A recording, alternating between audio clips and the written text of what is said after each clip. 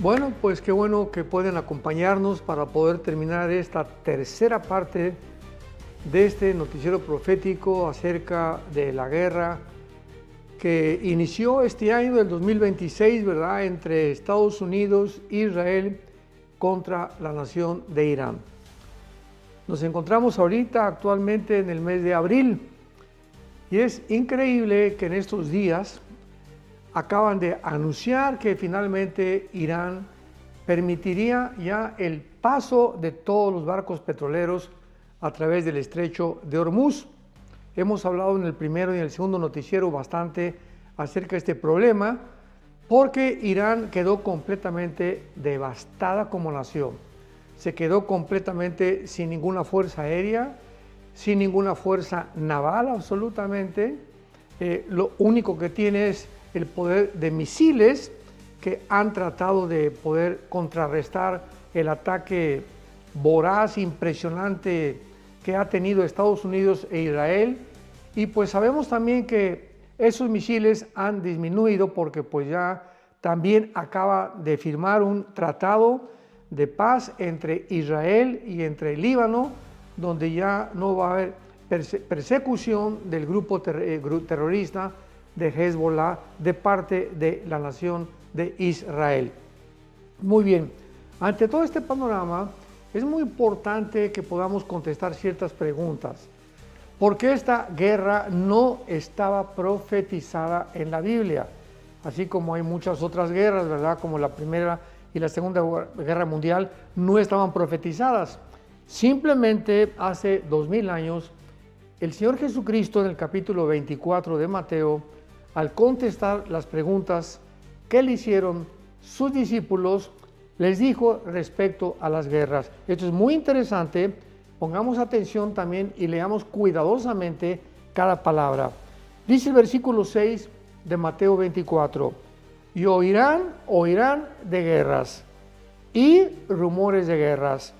Miren que no se turben, o sea, Cristo está diciendo, de aquí hasta que yo regrese, escuchemos, de aquí hasta que yo regrese, todos estos aproximados 2000 años que llevamos ya de historia desde Cristo murió en la cruz, van a haber guerras tras guerras, tras guerras, tras guerras y además rumores de guerras.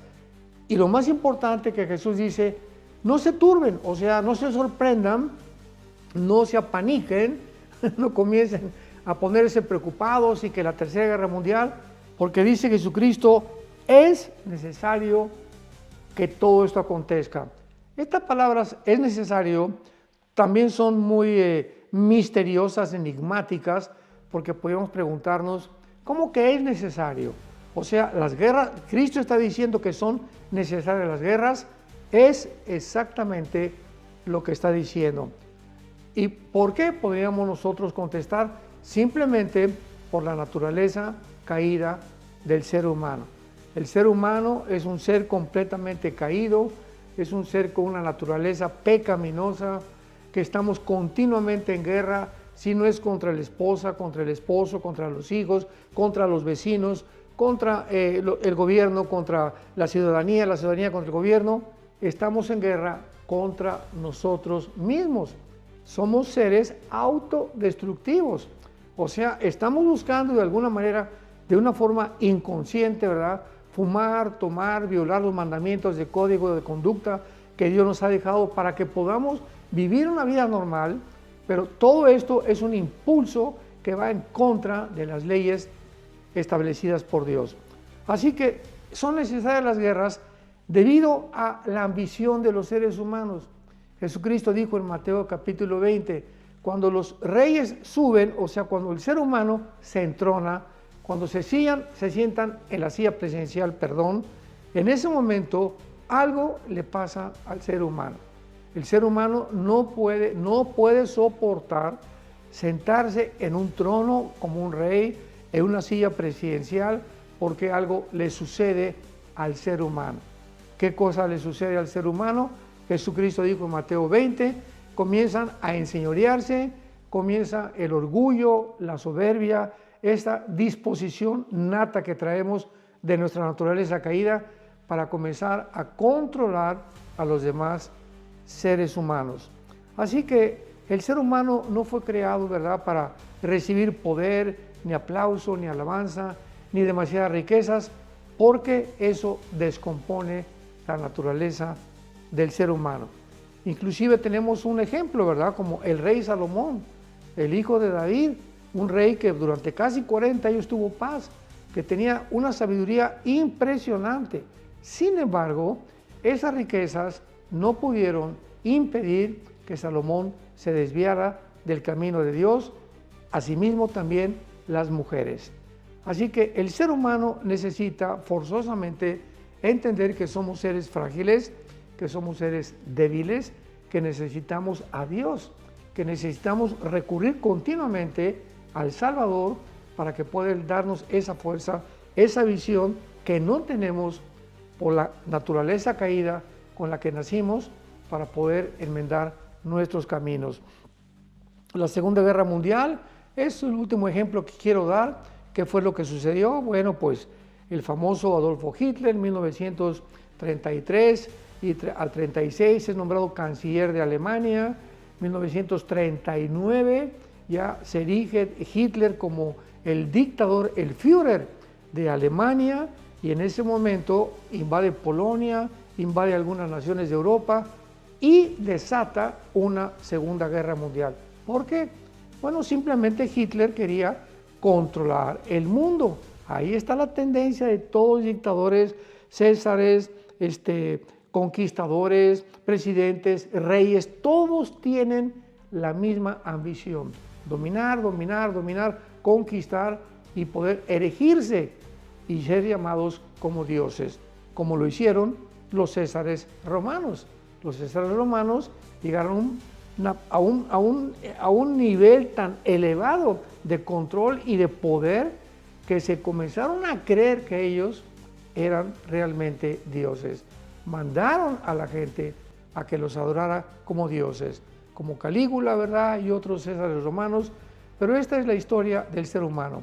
Es necesario, mientras Jesucristo regresa al mundo a establecer su reino mesiánico y milenial, vamos a estar en guerra continuamente, y más ahora que nos encontramos en las profecías de estos últimos tiempos. Muy bien, veamos entonces, vamos a comenzar aclarando algunos puntos. En esta guerra que hubo de Irán y de Estados Unidos y de Israel, pues hubo varios comentarios, preocupación por muchos santos de Dios, cristianos, comentaristas, politólogos, antropólogos, filósofos, teólogos, preguntándose si era la Tercera Guerra Mundial.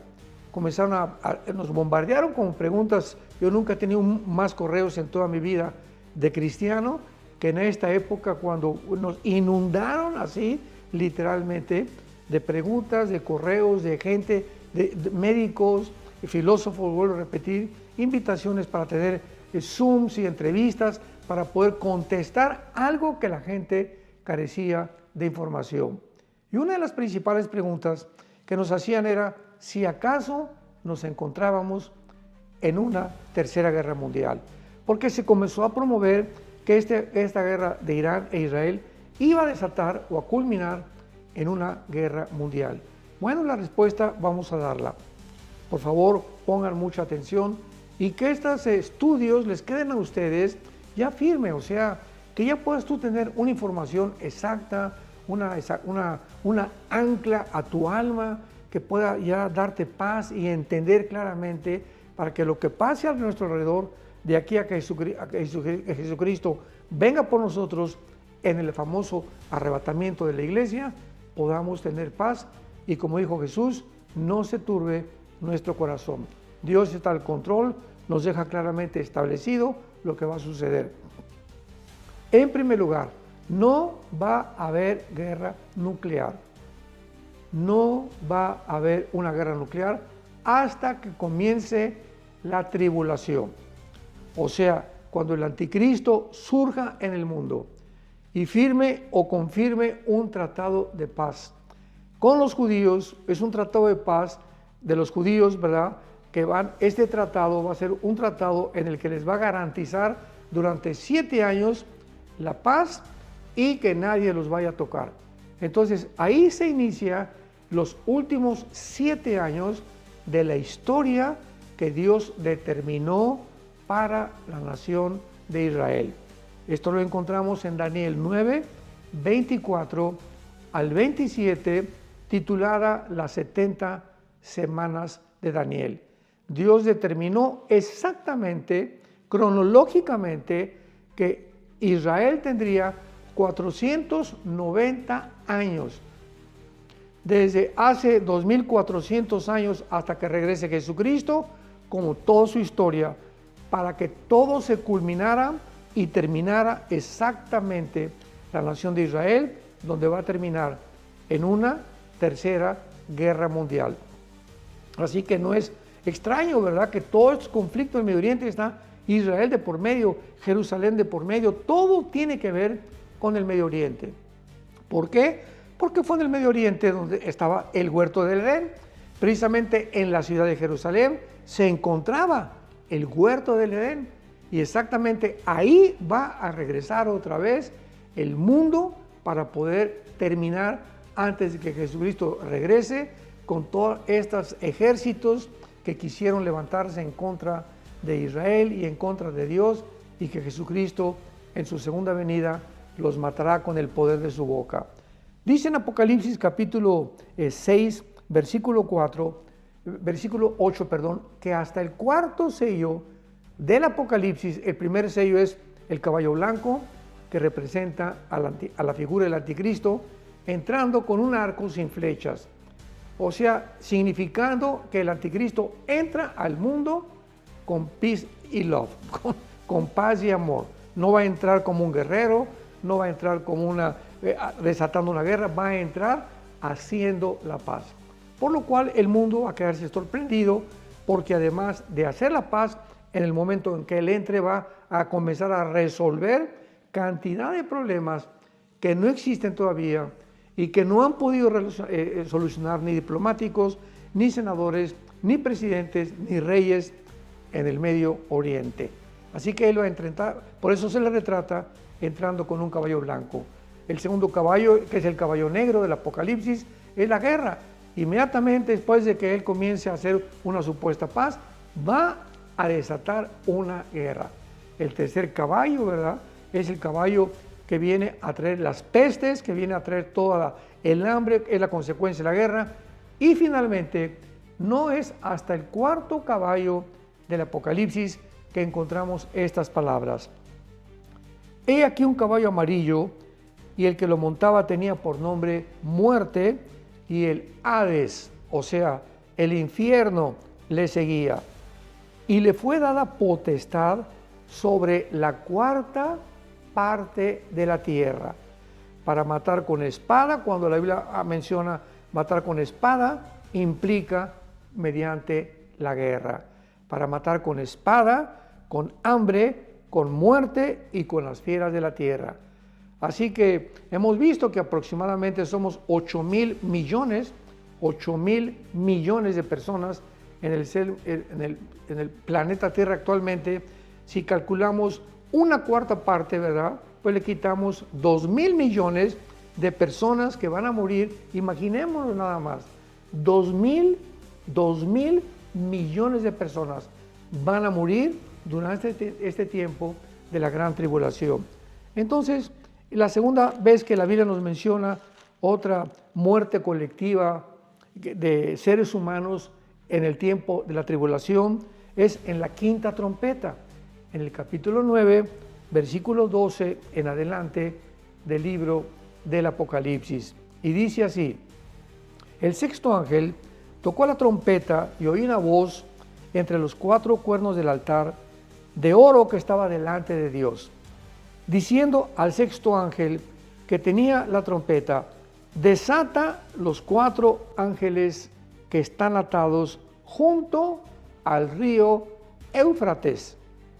Y fueron desatados los 4 ángeles que estaban preparados para la hora, el día, el mes y el año. Veamos de qué forma tan cronológica y tan perfecta tiene Dios el control del tiempo.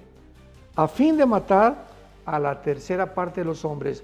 El cuarto sello ya vimos, la cuarta parte de la humanidad va a morir, y aquí encontramos en la quinta trompeta otra tercera parte de la humanidad que va a morir.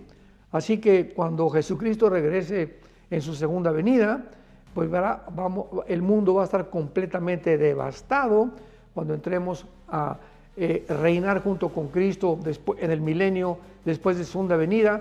Va a haber un tiempo de restauración ecológico del planeta Tierra para que podamos nosotros durante los 1000 años poder vivir en paz, porque al final vendrá la última guerra desatada por Satanás.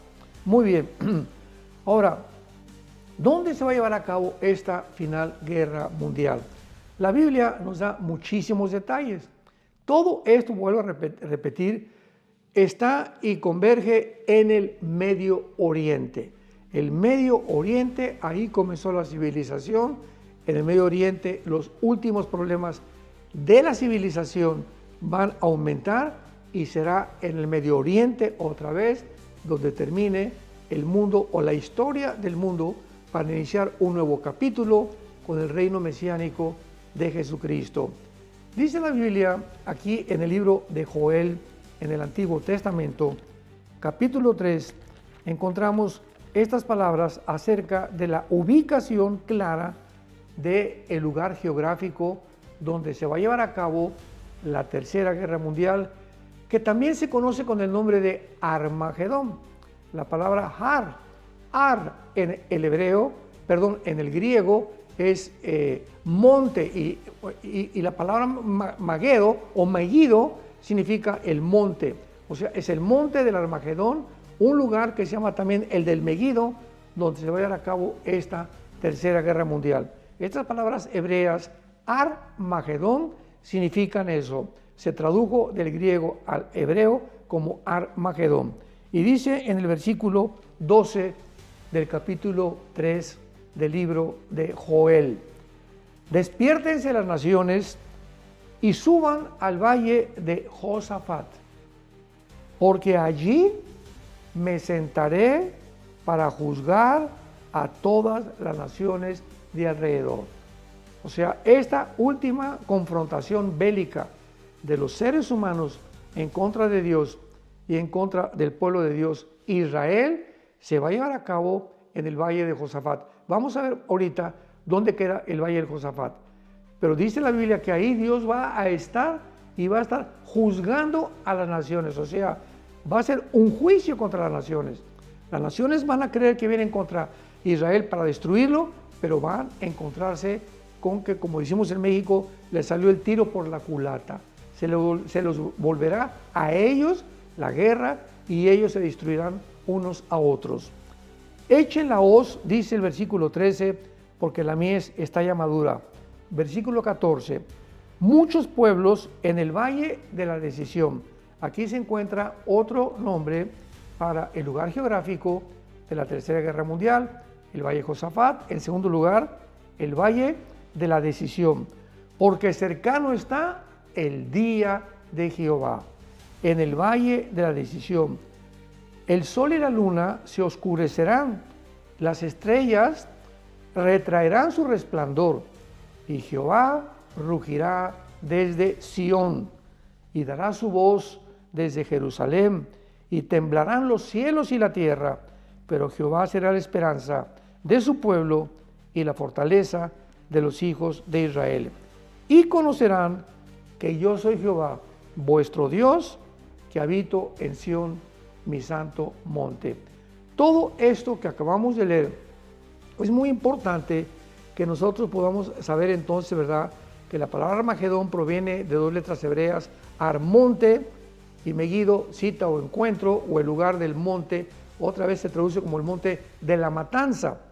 Y puestas juntas, estas palabras Ar-Megiddo se refieren al monte del Megiddo, al sur del valle de Jezreel, al sur occidente del monte Carmelo.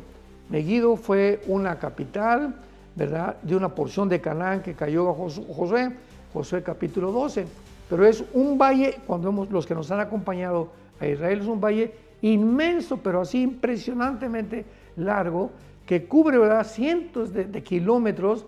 Cuando Napoleón llegó ahí a Israel y estuvo en el Valle del Megiddo, Napoleón Bonaparte dijo estas palabras: este es el lugar precisamente donde se llevará la última guerra de los seres humanos.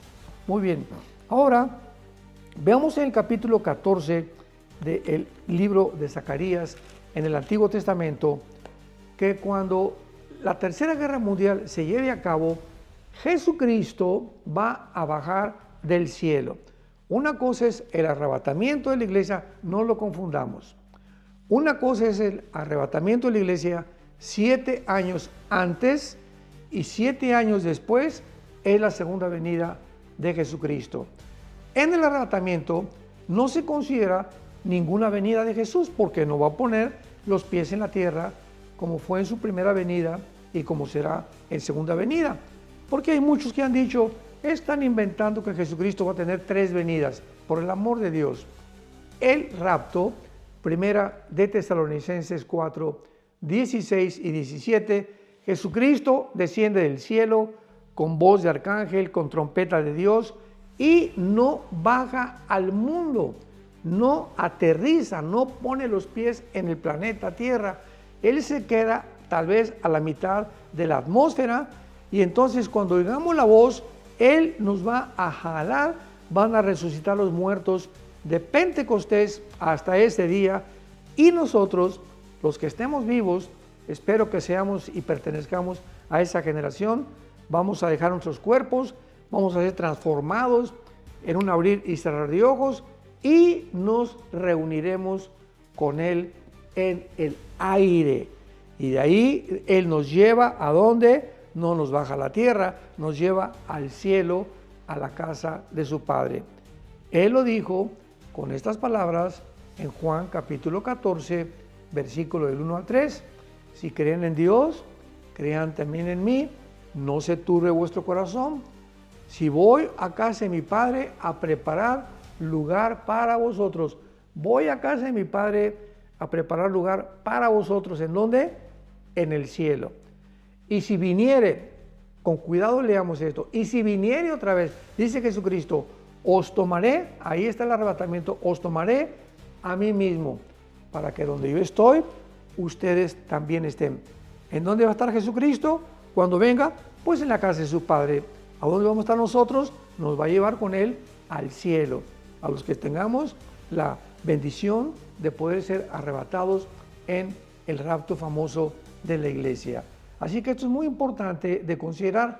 Ahora bien, van a pasar 7 años, entonces vamos a estar nosotros en el cielo. Estas guerras nucleares, la iglesia ya no va a estar aquí en el mundo, no vamos a estar aquí en la tribulación, vamos a ser rescatados. Ahí tengo cantidad de información en nuestro sitio de YouTube, Armando Lucid Ministries, donde explico, ¿verdad? Tengo horas y horas y horas explicando la diferencia entre el rapto y entre la iglesia, los argumentos a favor, los argumentos en contra, o analizando todo objetivamente, para que a ti que te gusta investigar y no quedarte solamente con alguna información que tienes limitada, puedas ampliar tu conocimiento. Entonces, en Zacarías capítulo 14 se describe claramente ya la segunda venida de Jesucristo con nosotros. Mientras estamos en el cielo en estos 7 años, estamos en el cielo en lo que se llama el tribunal de Cristo. Romanos 14:10, porque todos nosotros compareceremos ante el tribunal de Cristo. Primera de Corintios capítulo 3, versículo 10 en adelante, para que en el tribunal de Cristo recibamos cada quien lo que sembramos. Los que sembraron con diamantes, con oro y con plata, recibirán recompensa. Los que hicieron obras con heno y con paja, que es combustible, se quemarán sus obras y sufrirán grande pérdida. ¿Cuándo será este juicio de los cristianos? Va a ser un juicio no respecto a la salvación, sino que allá en el cielo vamos a ser preparados y juzgados por Dios en cuanto a lo que hicimos o dejamos de hacer mientras estábamos en el cuerpo. ¿Por qué? Porque nuestra salvación ya está garantizada. Romanos 8:1, ninguna condenación ya no hay ningún juicio contra tu vida, ni contra mi vida, de parte de Dios. Este juicio me refiero, ya no hay infierno a ningún cristiano que tiene a Cristo Jesús. Entonces la salvación ya está garantizada. Este juicio será mientras pasa la tribulación aquí en el mundo, para que Dios nos analice a cada uno, y entonces ya en el cielo, analizados, va Dios a considerar, escuchen esto, va Dios a considerar en el cielo, cuando bajemos con Él, como lo vamos a leer ahorita, a establecer su reino, cuántos cristianos van a reinar. O sea, cuando bajemos todos aquí al cielo, los cristianos, en el tiempo ya del milenio, en la segunda venida de Jesucristo, que lo acompañemos a Él con sus ángeles, hay cristianos, dice la Biblia en Apocalipsis 20, del 1 al 3, que muchos cristianos, los que fueron dignos, se sentarán en tronos a juzgar.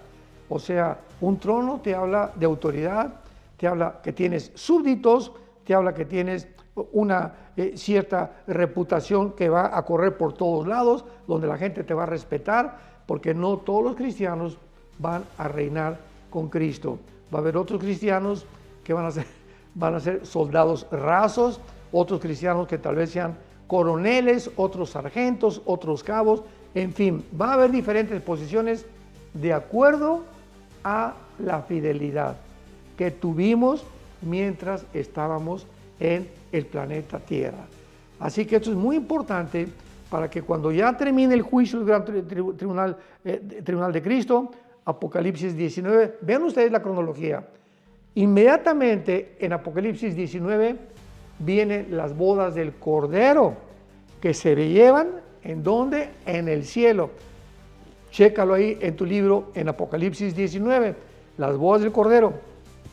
Y ya que celebremos las bodas del Cordero, bajamos con Cristo a la cena del Cordero que se llevará a cabo durante el milenio. Así que el rapto y la segunda venida tienen que ser completamente dos eventos diferentes para que estos lugares, estos eventos puedan llevarse a cabo de acuerdo al programa cronológico que Dios ha establecido en su palabra. Bueno, ahora sí leamos Zacarías capítulo 14. He aquí el día de Jehová viene y en medio serán repartidos tus despojos, porque reuniré a todas las naciones para combatir contra Jerusalén. La ciudad será tomada, serán saqueadas las casas, violadas las mujeres. La mitad de la ciudad irá en cautiverio, mas el resto del pueblo no será cortado de la ciudad. O sea, cuando lleguen los ejércitos del mundo a la ciudad de Jerusalén para tratar ya finalmente de exterminar a la nación de Israel y borrar de mapa a los judíos, van a pasar todas estas atrocidades en contra de los judíos, que Cristo les advirtió que era una persecución como jamás, y una matanza y una crueldad como nunca en la historia la había habido.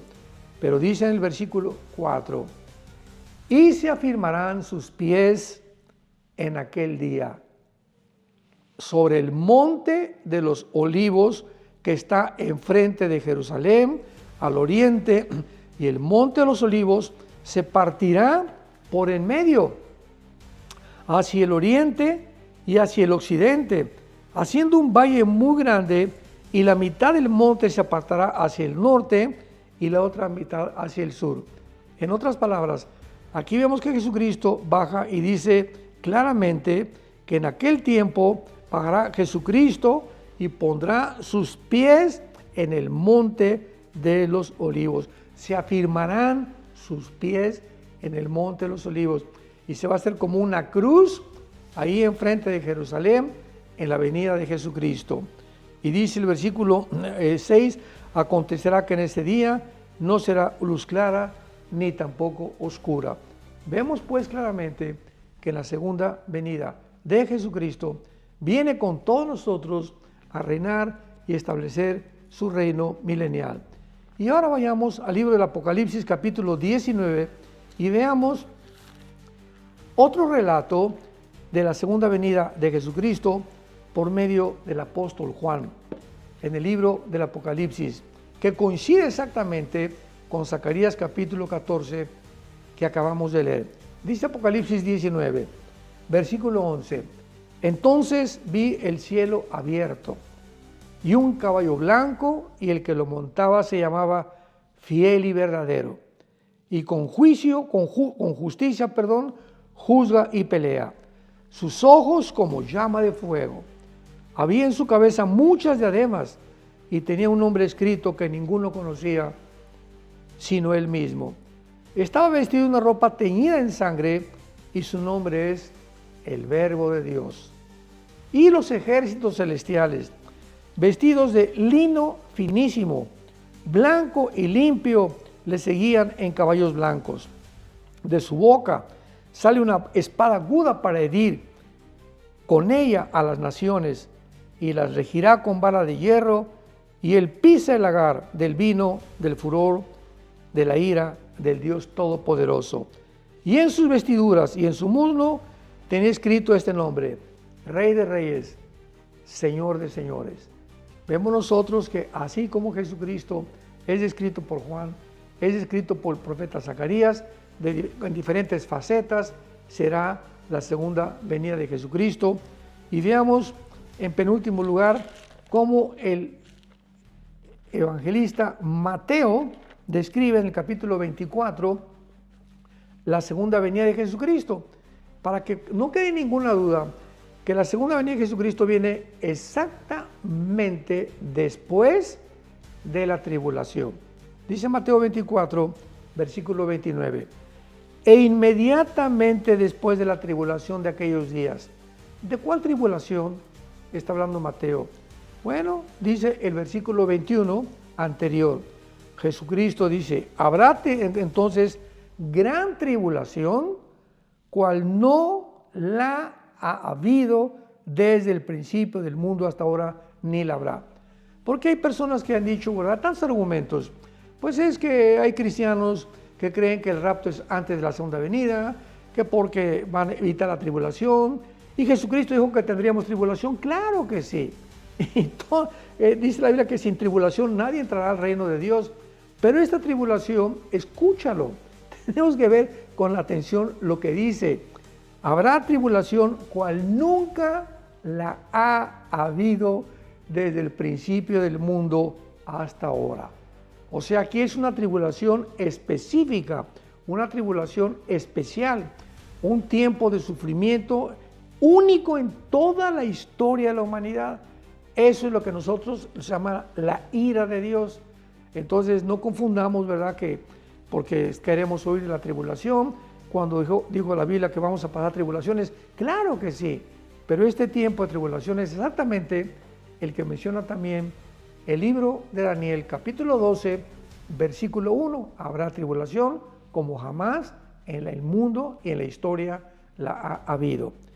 Y dice el versículo 29, después de la tribulación, el sol se oscurecerá, la luna no dará su resplandor, y las estrellas caerán del cielo, y las potencias de los cielos serán conmovidas. Entonces, después de todo esto, aparecerá en el cielo la señal del Hijo del Hombre. Y entonces lamentarán todas las tribus de la tierra, y verán al Hijo del Hombre viniendo sobre las nubes del cielo con gran poder y con gran gloria. Veamos pues nosotros de qué forma tan maravillosa la Biblia nos describe el final de la historia humana, cómo las guerras van a continuar repitiéndose. Este problema actualmente, volvemos otra vez a recordar a los que ustedes no han visto la primera y la segunda parte de este noticiero, que Irán va a sobrevivir. Irán va a sobrevivir.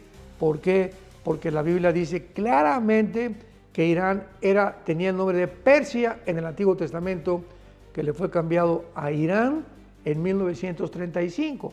Así que si tú quieres encontrar en la Biblia a Irán, lo vas a encontrar con el nombre de Persia, ¿verdad? Porque hasta 1935 la Biblia ya estaba completamente editada en diferentes idiomas.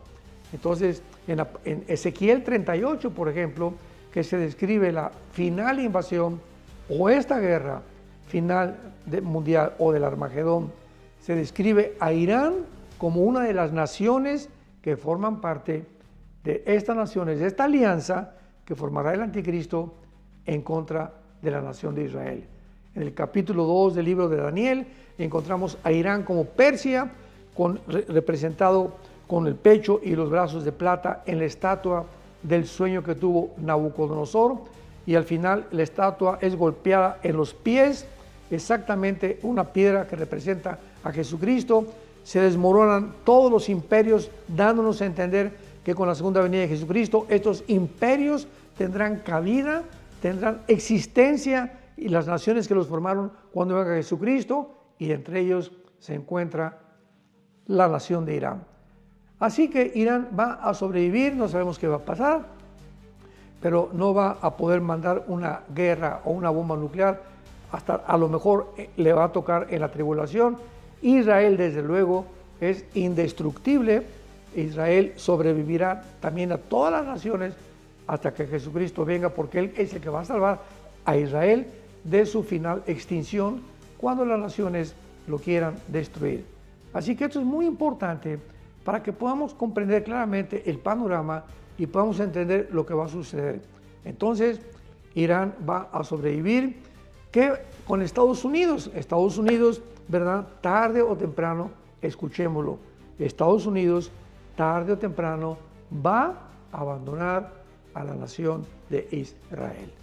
¿Por qué? Porque la Biblia dice, recurramos a la palabra profética más segura, la Biblia dice que Israel se va a quedar en ese tiempo completamente sola, al grado que va a tener que pedirle ayuda al anticristo, que va a ser el Mahdi musulmán, ¿verdad? Porque el anticristo es el Mahdi, el famoso guía o Mesías que la religión islámica están esperando, sobre todo los chiitas, y cuando él venga van a tener que recurrir con él para que él les garantice a Israel que nadie los va a tocar por 7 años. Aunque este tratado sabemos que lo va a violar a los 3 años y medio. Así que Israel tiene que sobrevivir también a todos estos acontecimientos, mas no así Rusia, y también es dudoso el futuro de China, porque simplemente en Apocalipsis 16 dice la Biblia que los reyes del oriente atravesarán el río Tigris y Éufrates para entrar a la guerra del Armagedón y destruir Israel. No sabemos si en estos reyes del oriente se incluye a China, puede ser que sí, puede ser que no, pero algo que sí es seguro, ¿verdad?, que ni Estados Unidos ni Rusia tienen vela en el entierro en los acontecimientos de los últimos tiempos. Estados Unidos no sabemos si va a pasar a un segundo nivel como lo que ha desarrollado desde la Segunda Guerra Mundial, de supremacía política, económica y militar, o va a pasar al segundo o tercer lugar, o su economía va a ser caída, o por su inmoralidad, o tal vez que manden algún misil a Washington y con eso no tienen que bombardear todo Estados Unidos para que desaparezca. Un solo misil nuclear que caiga en Washington es suficiente para que Estados Unidos jamás vuelva a levantarse hasta que Jesucristo regrese. Entonces, pongamos atención para que podamos entender qué es lo que va a suceder. Y finalmente, este último punto lo quiero resaltar. El anticristo, escúchalo, por favor, no va a aparecer en el mundo, no es ni Jared Kushner, el yerno de Trump, no es Trump tampoco el anticristo, no es el príncipe, el rey de España, no es ningún personaje que ahorita han tratado de lanzar en las redes, en el TikTok, etcétera, etcétera, en los medios sociales, para tratar de atraer la atención. El anticristo es un ser ahorita segurísimo que ya está en el mundo, pero es un ser completamente desconocido, que no se va a revelar. Escucha, no se va a revelar al mundo, ni el mundo lo va a conocer hasta que antes de que él haga su aparición públicamente en el mundo, se tienen que formar 10 naciones. Estas 10 naciones representan los 10 dedos de los pies del estatua de Nabucodonosor y los 10 cuernos de Daniel 7, Daniel 8, Apocalipsis 12, Apocalipsis 13, Apocalipsis 17.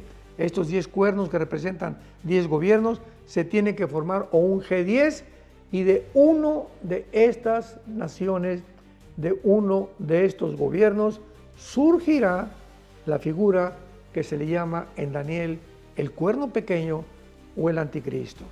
Así que hasta que oigamos que se forma un G10 o 10 naciones para una reconstrucción mundial y que vuelva ya las Naciones Unidas tampoco van a formar parte de una reconstrucción mundial geopolítica completamente cambiada con 10 naciones nada más.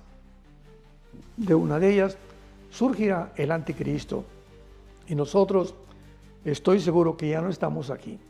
Así que de veras, se lo digo con todo mi corazón, estamos en los últimos tiempos, amados santos de Dios. Estamos viviendo la última generación, yo le llamo la generación de la higuera, porque vamos a ser los que vamos a participar y ser testigos de las señales que dijo Jesucristo de esta última generación.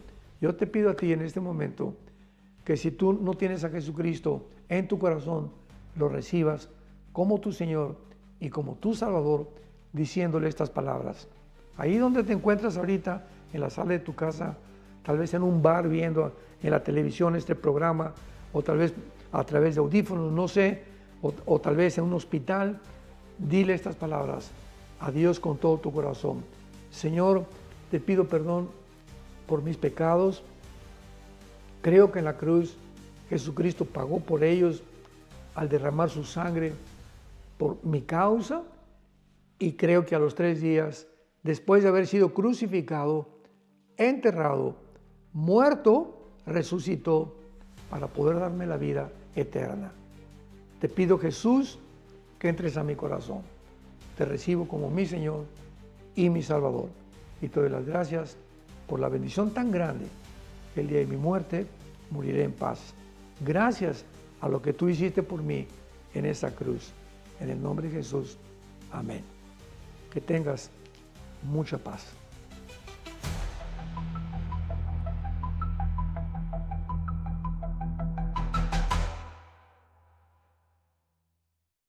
Hola, ¿qué tal? Me da mucho gusto saludarles y quisiera simplemente comunicarles que gracias a todos ustedes a través de todas las naciones del mundo que aman la palabra de Dios y que realmente están interesados en que nosotros como organización Vida Nueva para el Mundo y Armando Alducin Ministries continuemos predicando el Evangelio de la Gracia de Jesucristo y que podamos nosotros continuar haciéndolo gracias a sus donaciones.